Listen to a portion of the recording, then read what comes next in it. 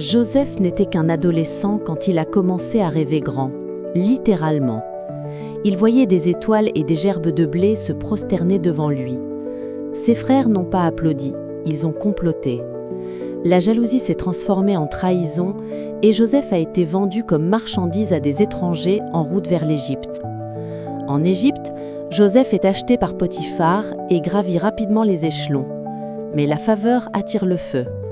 Accusé à tort par la femme de Potiphar, il se retrouve en prison, oublié mais pas abandonné. Même derrière les barreaux, son don pour interpréter les rêves le garde utile et plein d'espoir. Les années passent, puis Pharaon fait un rêve que personne ne comprend. Joseph est appelé, et avec une clarté divine, il l'explique. 7 années d'abondance, suivies de 7 de famine. Impressionné, Pharaon le nomme gouverneur, juste en dessous de la couronne. Joseph gère les ressources de l'Égypte avec sagesse. Quand la famine frappe, tout le monde vient chercher du blé, y compris ses frères qui ne le reconnaissent pas. Ceux-là même qui l'ont vendu se prosternent devant lui, comme dans son rêve. Mais Joseph ne cherche pas la vengeance, il teste leur cœur. Finalement, Joseph révèle son identité, les larmes coulent. Le pardon triomphe.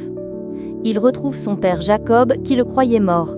Toute la famille s'installe en Égypte, en sécurité, sous la protection de Joseph. Joseph vit avec honneur, vieillit avec grâce et ne perd jamais de vue la main de Dieu dans son histoire.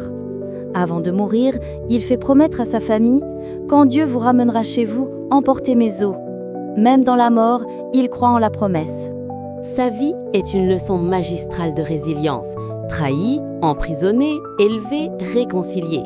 Il n'a pas juste survécu, il a nourri une nation et guéri une famille.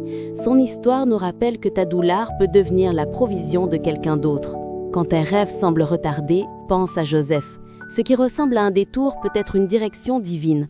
Reste fidèle, reste prêt. Ton histoire n'est pas finie, elle se construit. Si cette histoire t'a touché, like, abonne-toi et partage Faith in Word, là où la vérité ancienne rencontre le cœur moderne. Gardons la parole vivante, un reel à la fois.